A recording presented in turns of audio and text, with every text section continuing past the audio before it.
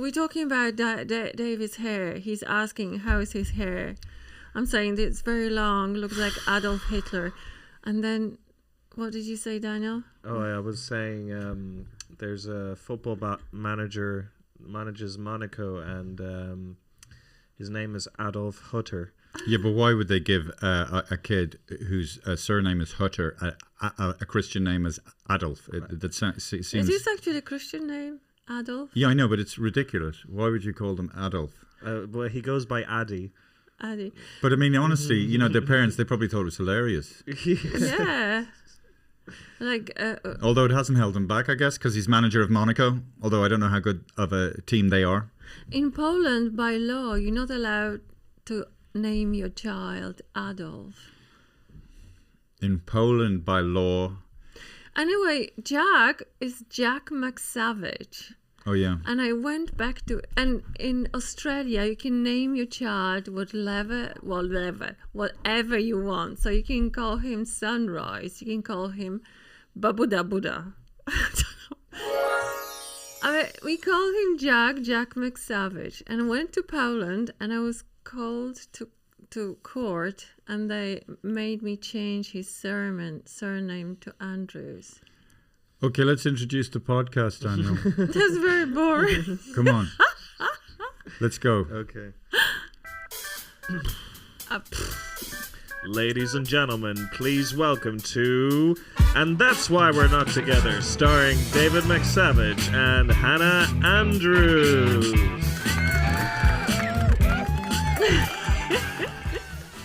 And welcome to Daniel. We also miss Jack. I think we're going to do a phone call and do a little check up on him because Jack is in Amsterdam. Welcome to the 94th episode of And That's Why We're Not Together. Persistence without expectation. We will achieve our goals. What are they? Greatness.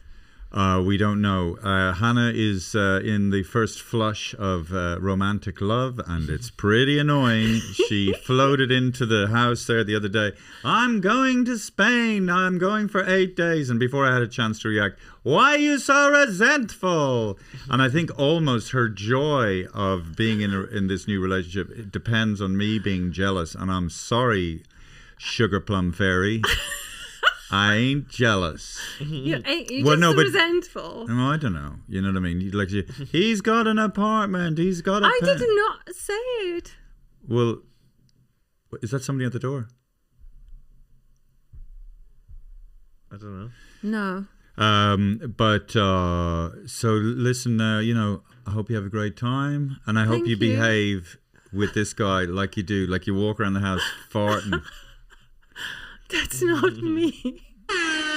Yeah, it literally sounds like that as well. And then she says, no, that's not, it's just air. Yeah, girls don't fart. And I'm now officially single. The previous relationship is over. And what did you say? You couldn't go away because I said I'm going away. Just hang on a second. Just hang on a second, Hannah. Just be careful because out of respect, okay. I want to be very anonymous. But sorry, go on. No, I can't say it. Yeah. Anyway, there it is, folks. That's the breaking news. I'm single, but I'm ready to mingle. So if there are any young women who are... Oh, man? No, I'm not gay, Hannah. You never know. What do you mean? You mean I should try it out and then make a decision? Yes. But I'm not... I think you need to be a bit gay to try it out. Like you'd need to be... I think you are. I don't think I'm gay enough to be gay, though. Okay. But you never know. There must be an avenue. Oh, Marlon Brando. Look... Yeah, if I was Marlon Brando. If I was in prison and I had no chance of getting out, and a young guy came in that looked very feminine. Oh, you see? That's tempted. What? I'm in prison. You're now in prison of life. Yeah. Life is a prison in a way. Why are you so anxious for me to be gay? I mean, have you been with a woman? Not like in a relationship. Yeah. I was cuddling with a woman. Do you want to tell your son about that? Maybe kissing. No, not going So in it. what age were you when you were kissing a girl? I was about 16. And did she then approach you? 21. Yeah, it was like organic thing. It's so funny. Women are so chilled out about that sort of stuff. Yeah. Like it's just like, it's just not something not you'd a hear. big deal. It's not yeah, it's not something you generally hear. Look, sure, me and John there, it's just a laugh. It didn't mean anything. We're just kissing each other. But we're not gay. You don't think you're gay, do you? No. But you were kissing a girl. Yeah, but But it was just like having fun. Yeah, it's having fun. It's funny, isn't it? Like, what is the reason for that? I wonder. What is the reason for women being much more kind of open? Is it because in the past, or is it actually the physical act? Is it because of the cock and like the penetrative side of things that it seems a bit more serious than lesbians, where it's more just sort of rubbing up against each other and all that? Well, I think they're using props. Sorry, yeah. They're using props a lot of times. Yeah, but they don't have. Yeah. Mm-hmm. So one part might have a strap-on cock, and the other not, or they might not use it. There's tons of variety. So you just use your imagination. Anyway, so that's that. Daniel, you're also single, aren't you? Yes. Are you looking for a girl? Are you ready to mingle? I haven't been actively trying my hardest. Yeah. No, so because I'm kind of happy where I am at the moment. Like you don't need. It's nice. Yeah. No, he's saying he's open when it appears.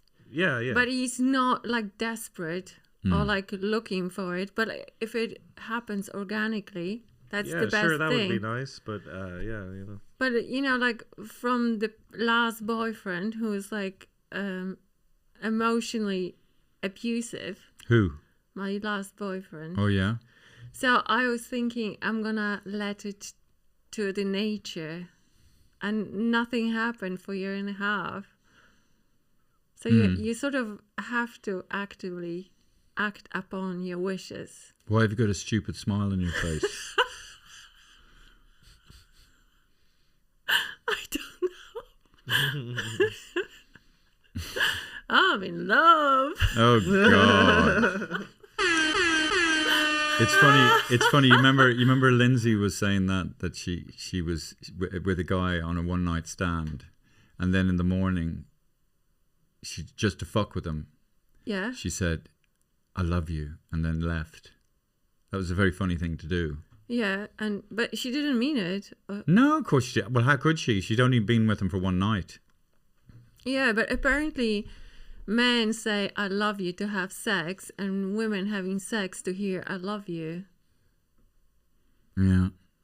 Well, it's sort of morphing nowadays, but that's what it used to be. Isn't it true?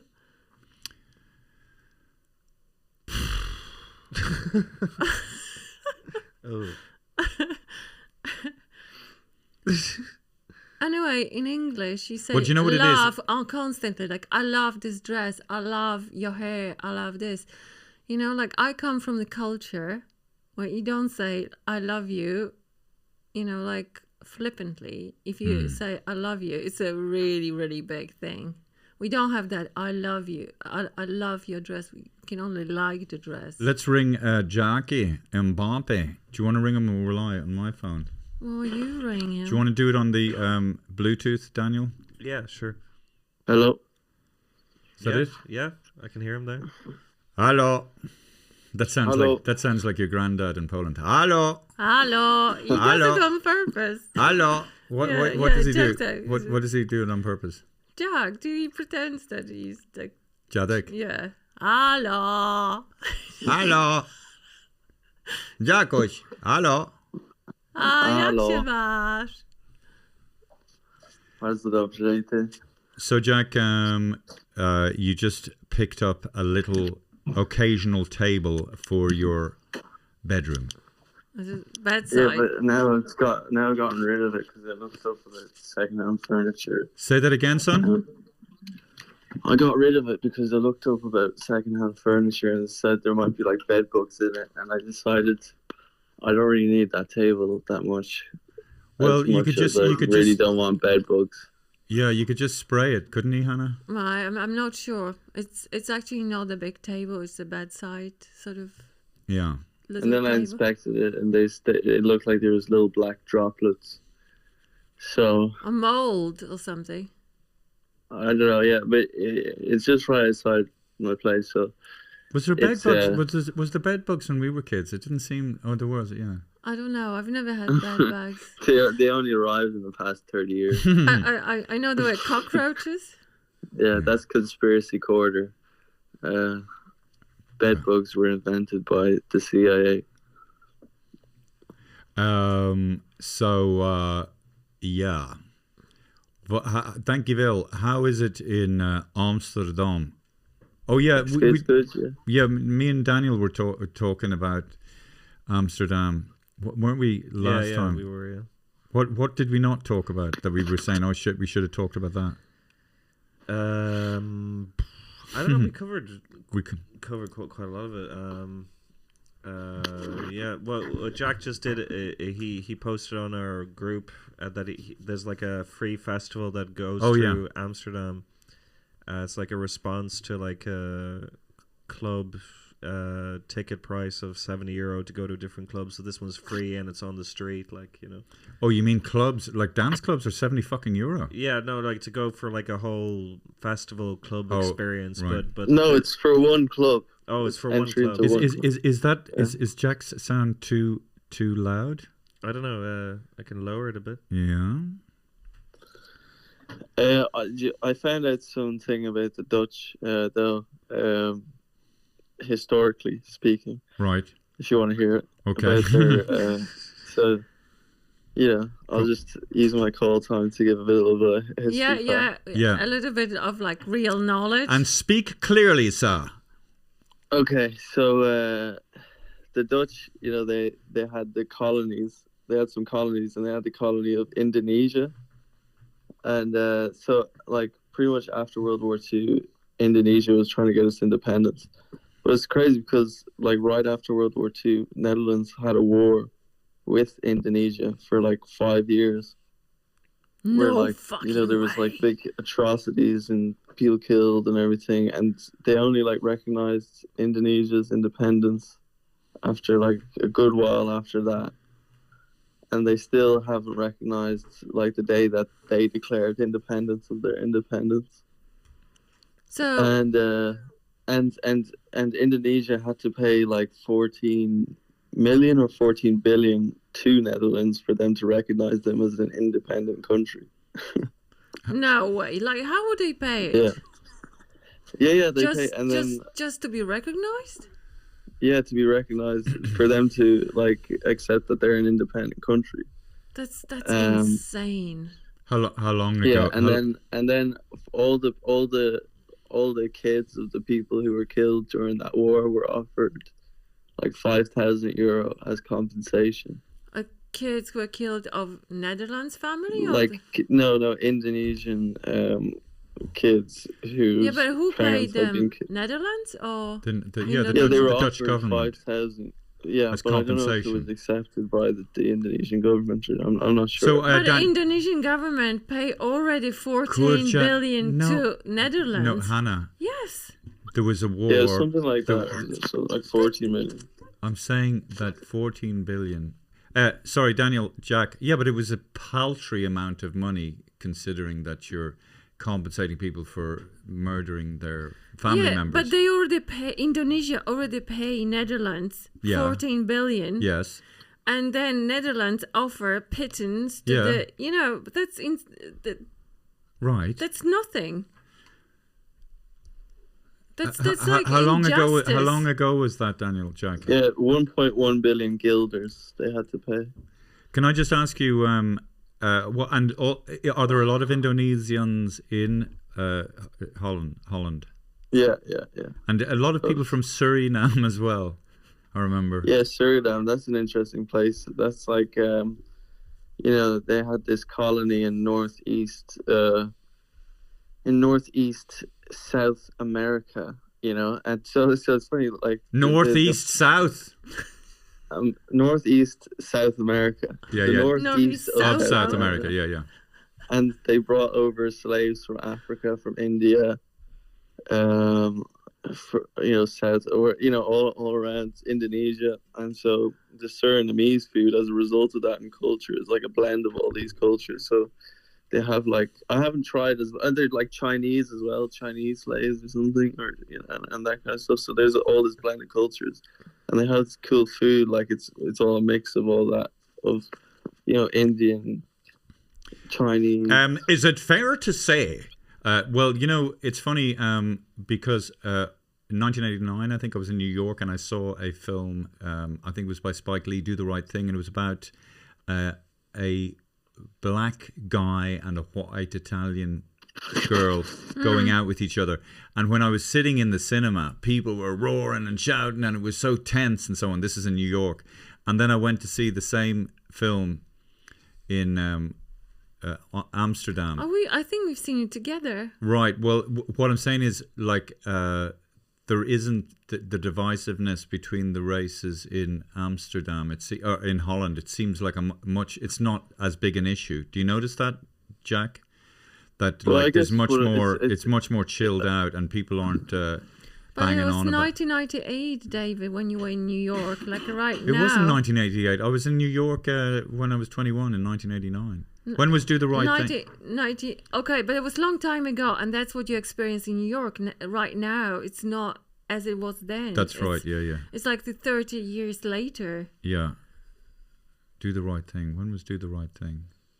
But I'm just saying that the Do the Right Thing, 1989. I was right. You see. Well, no one was saying that you were not right. Nobody's saying that I wasn't wrong either. Yeah, maybe I was just pitching in there, and maybe it wasn't such a good idea. Maybe I cut Jack's flow, and let's retreat back into the forest of ignorante. But Jack, I have to say, I effing love your brain and your delight about history and facts. And I think if more people just looked back into the past, they'd see all this cyclical behavior.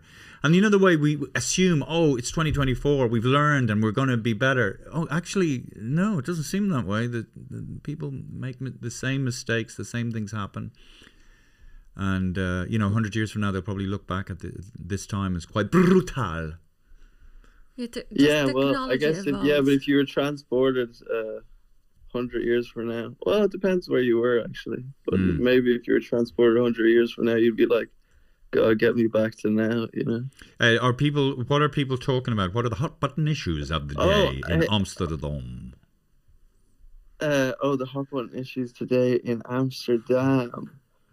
Well, they all talk about the weather and what you're doing on the weekend. That's the main issue of contention. Oh, the same as in Dublin. People will just talk about the weather and what they're gonna do. Well, people do want to get close, and they want to sort of verbally preen. They want to interact with each other, but they don't want to get too deep. Yeah. So they talk about a shared conversation that is just happening, which is the weather, and you can't get into too much trouble. And I think you should apply that to relationships too. You should pretty much not get too deep sometimes, because we're all full of invisible demons. Well, invisible demons or invisible spines and prickly bits. Prickly bits. Yeah. And if we get too close, we start stabbing each other with our issues, and that's why. We must, when you get into a relationship, just talk about the weather. Hi, love, how you doing? It's very nice. It is a fucking nice day. Will it be sunny later on? Jesus, I fucking hope so, but it might not be. Okay, kissy, kiss. A little bit of fingering and move on. Oh God, I'm so sorry, Jack and Daniel. Actually, that's where Hannah's going, to Fungarola, with her boyfriend. Oh yeah, you can't say that. What? Oh yeah, sorry, yeah. Oh, actually, I never. So Hannah came in the other day floating on a cloud saying, I'm going to Spain for 8 days, you bastard, stop being resentful. So she's heading off with her new fella, with her new man. Yeah, she doesn't even want to go. She just wants to shove it in your face. Yeah. And so when is your missus coming over? In a few days, but you know. Why? Who cares? Why? But you know, who cares?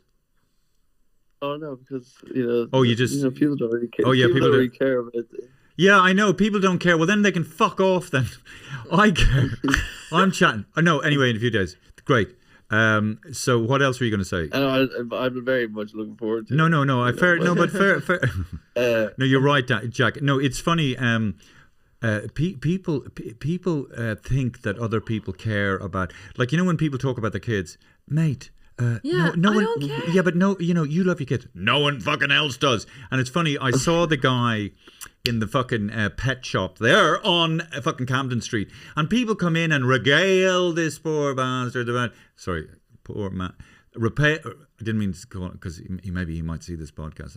I do like him. He's a very nice guy. He runs a good pet shop. What the fuck am I on about? He runs a good pet shop, man. You know, he's not one of these. David, you became such a people pleaser. Okay, well, anyway, but the point is, people rock in and they start talking about, oh yeah, Bubbles is this, that, and the other, and you know, your man's going, you know, and I'm looking at the guy thinking, I feel so sorry. Like, I don't care about your fucking cat or your fat, ugly pug.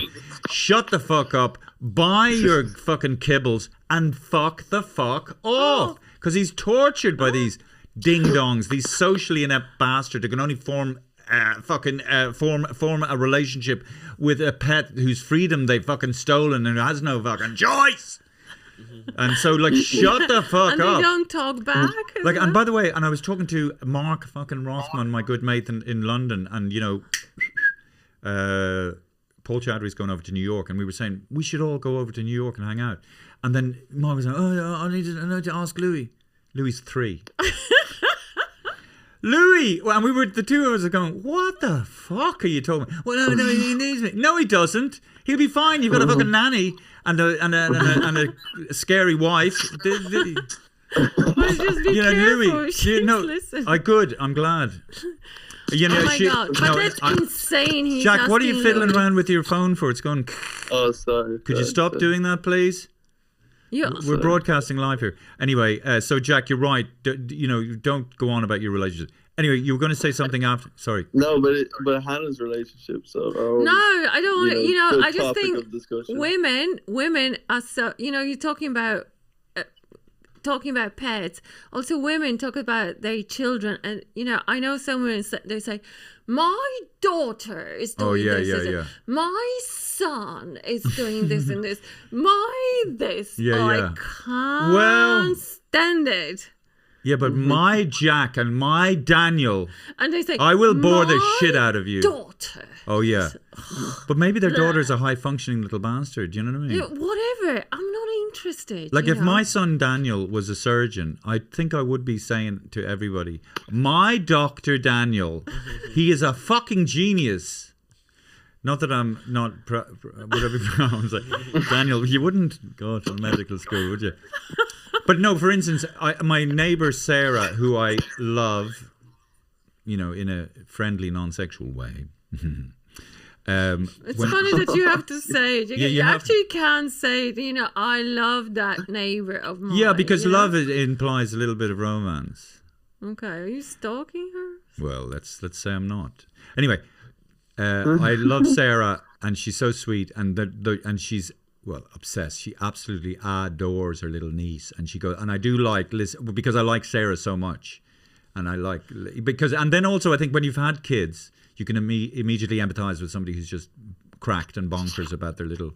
I mean, when little ding dongs over there, you remember? Oh Jesus! You just wrap them up into a ball and you gnaw the back of their head. You're doing it now. You're doing it now. I'm talking about my boy. I don't care. You're doing yeah, it. good. I will talk about my sons. My sons. Okay. My sons. So, Jack, what were you going to talk about? Because I said to you, it was your girlfriend coming over, and you said, nobody needs to talk about that. And then you were going to go on to something else. Can you remember what that was? Woohoo! Oh, yeah. No, but then you brought up the dogs, and I was just thinking, I do take exception when they say they're going to put a dog down, like, you know, because they're going to kill the dog. Yeah. But they say they're going to put it down. Who's they? You know, it's like... You know, the people that put down dogs. Oh, but you mean if a dog is People very that sick? kill, but sometimes they put them down because of their behavior and stuff. Oh, like right, that, yeah. Oh, but really, and like if the it's dog's bitten someone, you know, they'll kill. They might say, "Oh, we have to put down so and so." But what do you do with the dog? Maybe this. Well, no, but just don't say you're putting it down. Just say, "We have to kill him." Oh, kill him. We're gonna shoot him, kill him. What's Well, yeah, because they're killing the dog, and I don't like you know, when there's phrases used to minimize things. You know? Oh yeah, Just, well, like or unaliving. Yeah, like collateral. Yeah, exactly. What, you know, Barack Obama saying, "Oh, this is collateral damage." You know. Oh, when he talks about with drone attacks, you know, he's the one who introduced drones, and then he said, "Oh, we target, you know, military bases, and there's just some collateral damage, meaning like 100,000 If it people." wasn't him, it'd be someone else. Well, what, Daniel? What did you say? No. No, I missed it. No, it was funny. No, sorry. And the big election is coming up, November the 5th. It's like a Netflix. It's very dramatic, isn't it? Like these two opposing people. It sort of like lost its momentum, I feel. Has it? It's just dragging on. It's dragging on. It's just like how much more you can make fun of Donald Trump. How much more can you ridicule, you know, Kamala Harris? Yeah. Who can't really... Well, John, I see your man Jon Stewart, and he kind of, he's obsessed with Trump. And you know, they sit there in a suit, and all they talk about is politics. I thought, you know, who gives a fuck? You're the one just talking about him all the time. Let it go, man. And he's got this kind of vibe about him. Like, you know, like at school, a guy gets straight A's and he'd be able to get away with behavior that someone like me wouldn't, because I was such a fucking disappointment and a failure. And I wasn't even good at sports. But, you know, he wears this suit and he goes on about Trump, and he's got this sneering kind of, you know, postmodern meta fucking thing going on. I just like... Yeah, you know, and by the way, I did see Trump was at this thing called the Al Smith Memorial Dinner, which is a big thing they have. I don't know, is it every year? Who's Al Smith? Yeah, Al Smith. He was some dude who raised money for it was a Catholic organization. But anyway, traditionally the two nominees go to this dinner. Kamala Harris didn't make it. And Trump was there, and just as a stand-up comedian, watching him work, he looked a bit tired, a bit fed up, and he was reading out these jokes that are obviously written for him, but he was very open about it. I'm just going to read these jokes, and so I love him. And so there was a guy called Chuck Schumer sitting next to him, and they're mortal enemies, you know. And he goes, "Hey, Chuck," and he was just patting him on the back. And he said, "Chuck, well, you know," and he calls the Democratic Party. I don't know why they call it Democratic. I call them the Democrats. It's Democratic sounds nice. I don't want it to sound nice. And he's just so you know. And he's honest where he wants to be honest. But the joke was, so Chuck Schumer is a senator, and he said, "Well, now the Democrat Party are so woke, right, that if Kamala Harris doesn't get elected." Chuck Schumer, you could still be the first female president. Do you see where I'm coming from? You know, and it was and it's like very funny. Very funny joke. Very funny. And you know, and then he's performing this stand-up. He looks a bit tired, a bit jaded. He's reading out these jokes. And he's you know, 80. and there was a large group of people on this dais, this fucking stage with lots of seats on it, and you could see a lot of them like a bristling hatred directed towards Trump. So I mean, like I've performed in front of a hostile audience, but not at that level. He keeps his cool. He just does it, and he just rattles off his jokes. So that he had the wherewithal, or the experience or poise of a well-seasoned stand-up comedian. Yeah, he's definitely a good And I think a entertainer. lot of people are polled. This is only anecdotal. I think a lot of people would not admit that they would vote for Trump when they're being asked publicly. Yeah. Because it could jeopardize their jobs or whatever. And I especially in think that's Hollywood a lot of people. I've said this before. A lot of people simply vote for Trump just to tell po-faced, sort of pretentious people to fuck off. It's a protest vote. Although I don't know, would I vote for Trump? I don't know if I was from the States. You would. You would, Hannah, wouldn't you? I would, yeah, definitely. Go on, Jack. Daniel? I feel like when you're distanced from it, it's kind of easier to say, but like I would find it extremely hard to actually truly vote for Trump. Yeah. Because, like... Would you vote for Kamala Harris? I'd find it hard to do that as well. So you might refrain from voting. Not vote at all. Because I don't think it really matters that much. Oh my God! I think it does matter, Jack. I think it does. I think it's who would you vote for? I think you've got voting rights. We all should go and vote. What's that, Jack? I think it doesn't. No, I was just saying. I think it doesn't look great either way. Either candidate you have is kind of has populist tendencies, and kind of go with the wind. But isn't it a politician, quality that they want to be populist? Well, the choice is between a giant douche and a turd sandwich. yeah. No, I always go for giant douche. Who's the turd sandwich? I prefer turd sandwich. But that self-destructive thing that I have, and the sort of high achievers and sort of people who are natural sort of networkers, and they pretend to be they're nice, but they're not. They're just kind of there's a type of person that is so anti-Trump that they tell you what to say, what to think, and those people, and I might agree with a lot of what they say, but I find them so annoying, and the way they are preachy that I love the idea of them being very upset when Trump gets elected. Yeah, I find that very exciting. Which is a self-destructive thing. Remember we listened to the podcast about election in 2016. With Anthony Scaramucci and Caddy K. So they were it was really interesting because they were they're from two opposing parties, and each of them they were showing what was happening in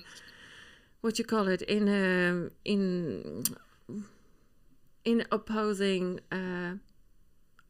electoral campaign. Oh yeah. Well, so from hour by hour, so what Democrats were feeling and Republicans, and how it grew, like the disappointment of Hillary Clinton, and then victory of Trump.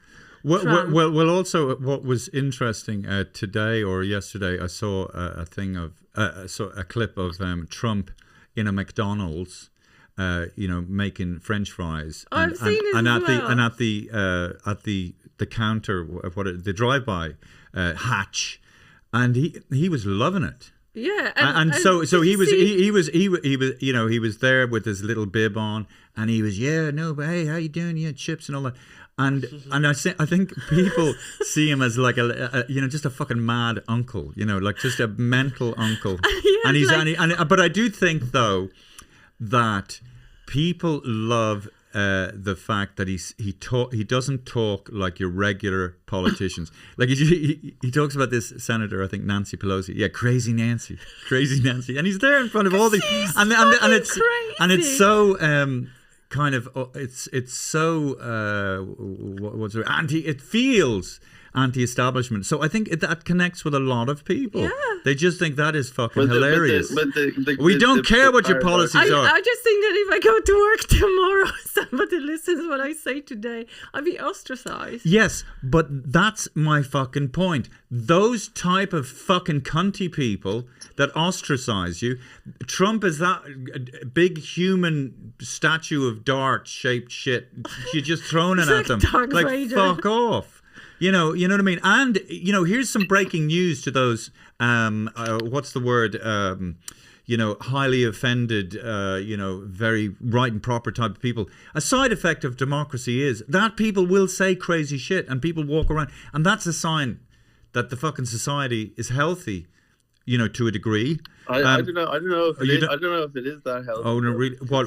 It's healthier. Well, healthier than if you would forbid anybody to speak out. I think that intelligence, in some ways, in a lot of ways, it's really going down because of the actually amount of information we're getting at all times. But you know also why? Do you mean so people don't have they don't know what's in other words, they don't know what's true, what's false, and so they just disengage, is what you mean? Well, I was watching this discussion between I forget what his name is, I'll find it, but they were saying that kind of like intelligence, like IQ intelligence average kind of peaked in the late 19th century. You know, and at that time, like late 1800s, the ideal person was one of high intelligence. It wasn't necessarily physical stature or whatever, or you know, like the people that were admired were intellectuals or you know these kind of people. You know, a lot at this time, a lot of the political thinkers came out. You know, I think.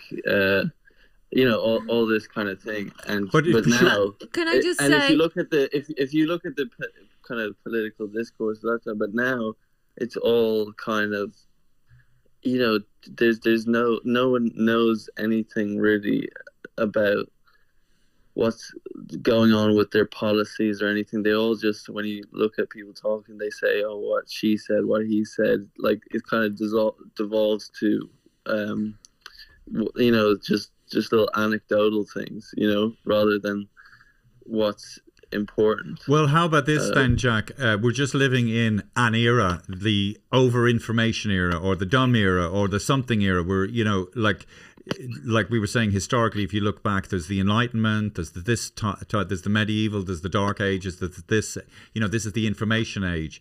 And, you know, when this era, whatever this era is, you know, and the new one begins in 100 years from now or 200 years from now. Like, I mean, you know, we always think things are going down or things are going up. I mean, things are much better, you know, Hannah? Yeah, but, you know, I'm just going to tell you, you know, that era of that influx of that information. I listened to some podcasts and they say it was the same... when the printing press came in. Printing press. And all of a sudden, you know, the Bible was... everybody could read the Bible. Everybody could have information. And then people find out whoever owns the information owns the nation, owns the soul of the people. That's a good one. Whoever owns the information owns the nation. And the soul of the people. Because if you have information, you can manipulate people and the masses. So. Yeah. So that happens a lot now, like with AI. I mean, like, you know, sometimes you're watching a video or you're looking at a picture and you don't know if it's real or if it's fake, or information that's being put out there, you know. But that's what I mean, Daniel. You know, if I don't know what the fuck is real, what the fuck is true, you know, well, no, these people are this, no, that's that, no, that's fake, that's that. So then I think people just go, okay, well, you know. Yeah, and you know, like if you play game and it's so real, and then you see the footage from the war on your TV, you still think it's a game. Oh, I don't know about that, Hannah. Hey, I think people do. Daniel, how long have we been especially young people? How long have we been broadcasting? 44 minutes. Oh, feels longer. Oh, I don't laugh. Yeah, the video is called "The Jolly Heretic." It is an interview with Dr. David Starkey. Oh yes, yeah. Well, I mean, I don't know. It's a bit of a talking point. I think there are still some highly intelligent, incredible. And also people. about intelligence, you know, the system, the school system we have now, it pulls everyone down. Before, let's say, there were many more geniuses because people were educated only in the area they were showing talent. So, you know, you've got like Chopin, who was performing at the age of 6, but he was only learning music and whatever, you know, supported his interest. He wasn't tortured by, I don't know, algorithm or whatever. Geography or something, you know, and he was learning while he was traveling the world, you know, about geography and culture. He wasn't, you know, like beaten down by school system. And I also think that maybe people, is it fair to say, or is this me sounding like a member of an older generation, that the amount of hard work required to be brilliant at something is Well, first of all, like I think some people just instantly want what their goal is. And they want the acclaim. That's the new generation. But they want the acclaim. You know, like so you have these people and they write a play or something, and so I'm a playwright, and you know I'm a director, and they walk around like they've achieved this great. But no, but that's Jack's phone. Jack, yeah. Stop it. It's like people who, you know, put on a director's cap and a sleeveless North Face jacket, and they direct some fucking short film, and they walk around. They call themselves a director, or somebody who has a camera. Because you know, you're not a camera. You haven't had the experience, and you're not brilliant either.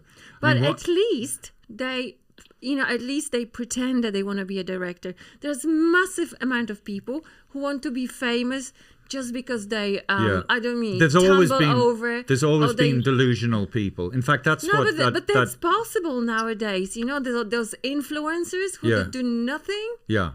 Who have no really values to add. But it's funny that great silly if you look at the past, though, I mean that was kind of royalty, wasn't it? Royalty kind of they occupied that space, I guess, because they kind of contributed nothing to society really, but they had all the we still have royalties, David, Jack. Well, it wasn't that great Warhol. Wasn't that great Andy Warhol quote? Everyone will be famous for 15 minutes, and it's funny, like the aspirational or the things that people pick up on in society, and then it's becoming a reality. Like everybody has access to social media, TikTok, which is a form. Well, which is what TV. It's. I mean, television. In other words, to get on television, you had to come up with some idea or whatever, but nowadays, like, this is the TV for people's pocket, and anybody can give themselves the green light. Yeah, well, it's both a pro and a con, because nowadays you don't miss out on talent as much as you used to. Right. So there's less barriers to entry. There's more diversification. Brilliant. There's more ability to find like if YouTube wasn't here, I love YouTube, but that's the thing I watch the most, because you know it's kind of raw, authentic video. Yeah, can I just ask, Jack, I'm surprised that we don't have more followers, more subscribers, and more people watching our videos. There's way more views, for instance, on Instagram. So is it a false dawn with Instagram? Like, why is there something to do with our YouTube channel that it feels like it's been blocked, or it's got a narrow portal onto the world or something, or is it? Well, it does. Or am I revealing, you know, my narcissism around this podcast, that I, you know, like we were talking earlier, like, you know, you love your family, nobody else does, mate. Get over it, you know. Or do you know what I mean? So why isn't it as popular? It's fairly niche, but you know. It's not shared as much on. Do you think I should start a new YouTube channel afresh, and maybe the algorithms would pick up on it better, and it would be spread out? You know what I mean? And transfer all the videos to. No, but it's also like people put out videos on YouTube for a long time. You know, before. Like a lot of people get a lot of views, you know, they stick with it for a long time, you know, until they get the views. Oh yeah. Well, which is what we're doing, by the way. Joe Rogan, for example, was doing the podcast with very little views for a long time. Yeah. So we're on track, guys. Anyway, fuck it. It's important to do something and stick with it. What else? We have to go over to see Jack soon, actually, Hannah. Mm-hmm. Oh, with that silly face on you. She's all, you know, she's all the first something of spring. She's like a little rutting lamb.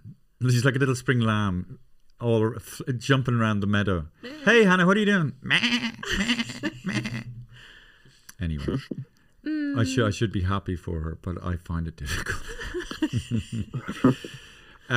Right, Jackie boy, Mbappe.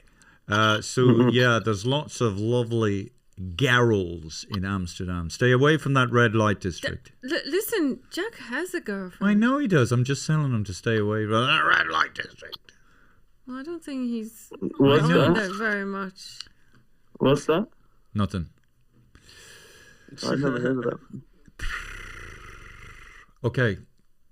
All right, I'll leave you to finish, or I'll leave you to go on with the podcast. Yeah, we're going to finish pretty soon. Do you want to say anything, Daniel? Like what? I don't know. Any Just say thoughts? something. Say something. Yes. Yes. All right, Jackie.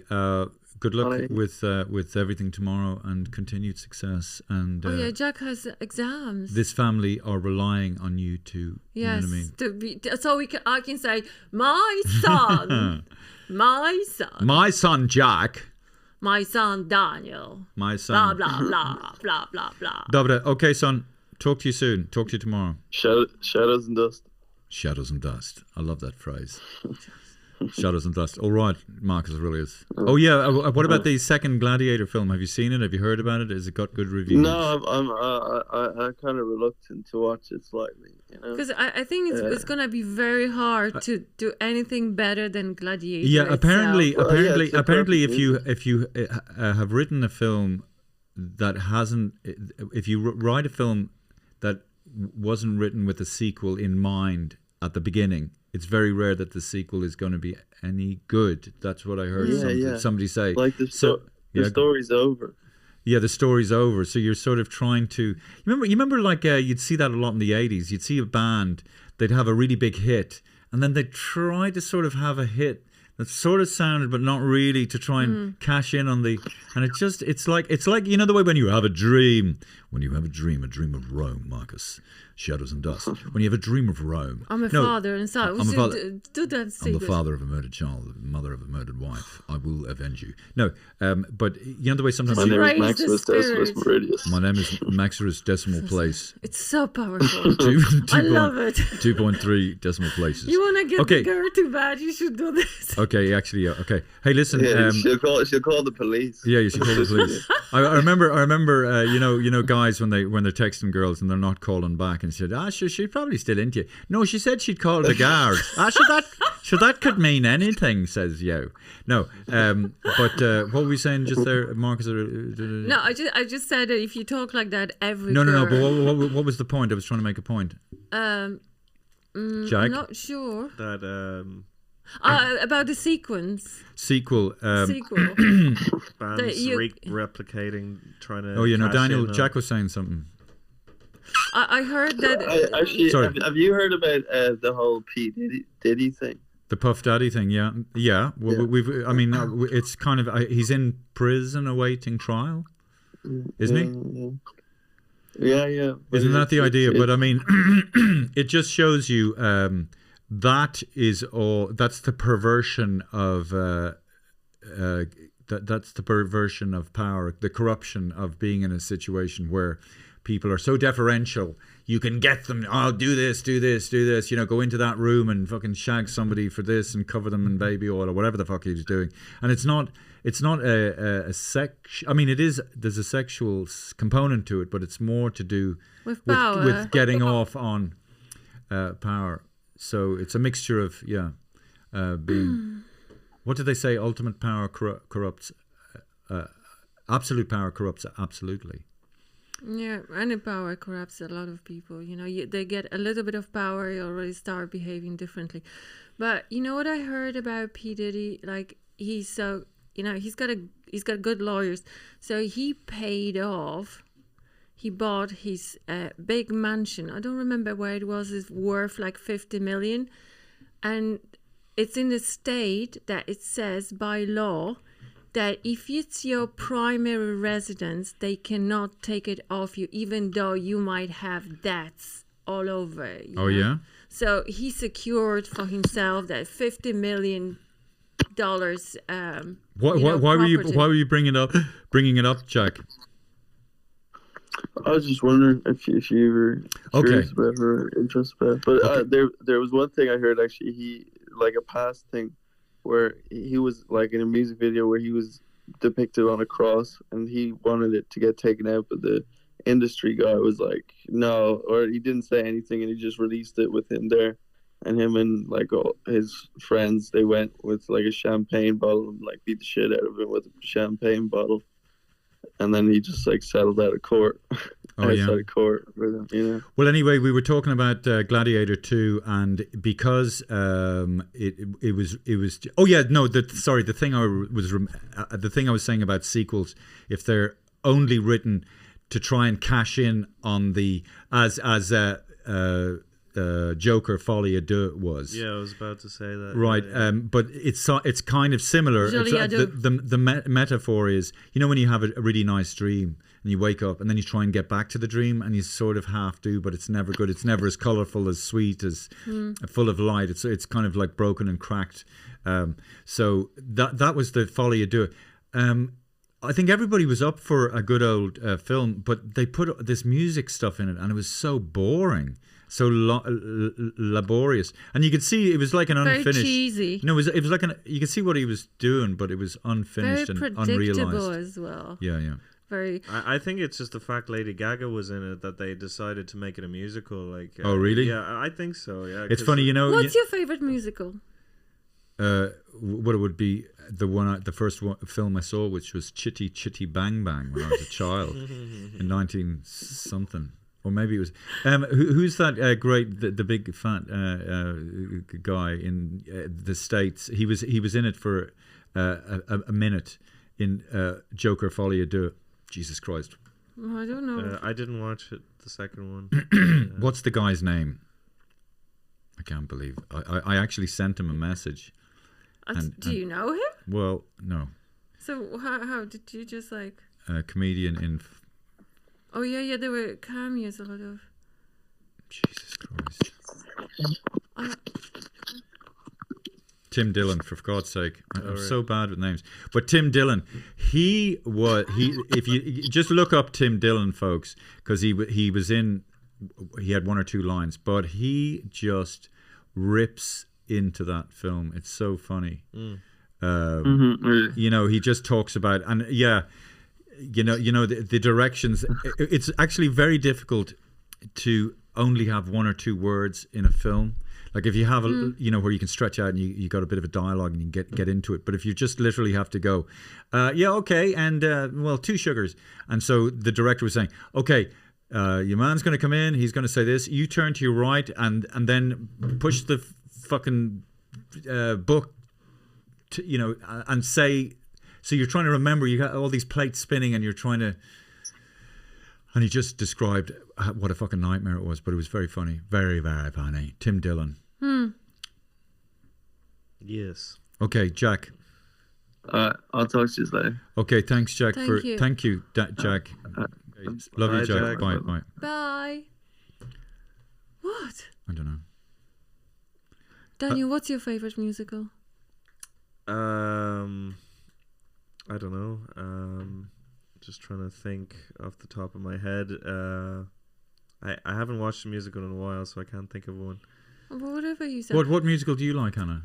My favourite is with Daniel's favourite singer, Björk, Dancing in the Dark.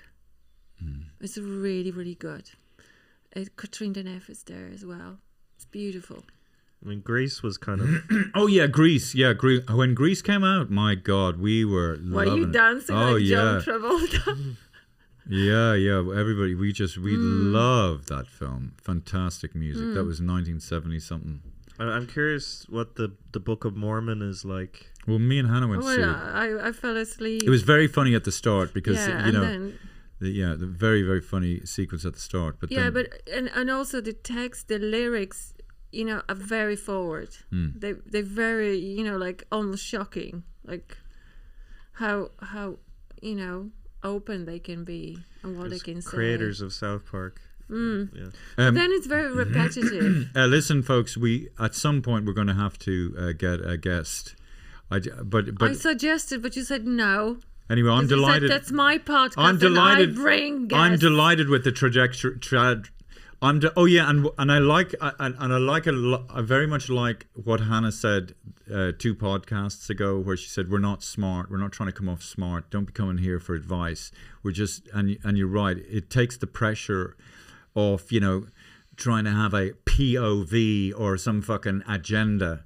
We're not that smart, so that's. Well, we just have to be brave because we can't. Oh yes, that's the other thing though as well. You were saying because. Brave. Fiona that's the thing. I love Fiona, Hannah. Me too. That's it. And because there was a podcast where we were talking about certain things, and we, but just fuck that. We say what we want. You say what you want. You have an open forum. Yeah, I'm not offending anyone. That's but right. I no, and also you're a very good. You're a very good person, goodwill, good intention. And if people can't handle it with respect, and we wish them well, but they should fuck off. Yeah, and I was listening to some of those big comedians like Dave Chappelle, and I was so inspired. Oh no, what did he say about?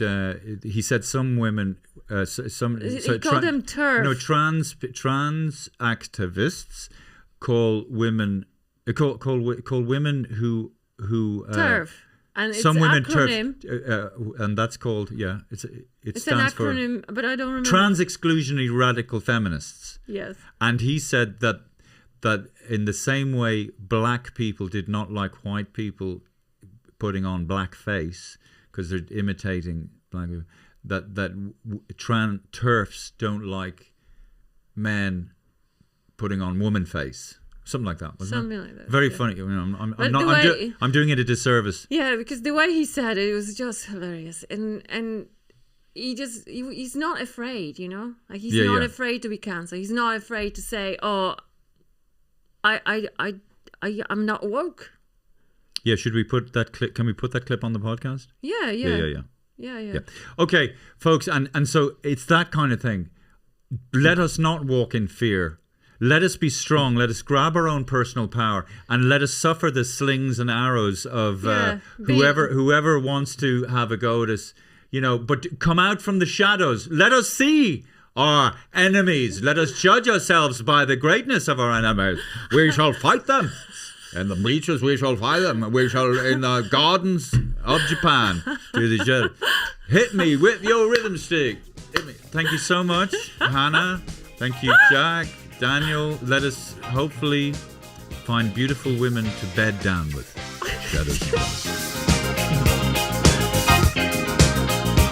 In the deserts of Sudan and the gardens of Japan, from Milan to Yucatan, every woman's every man. Hit me with your rhythm stick. Hit me.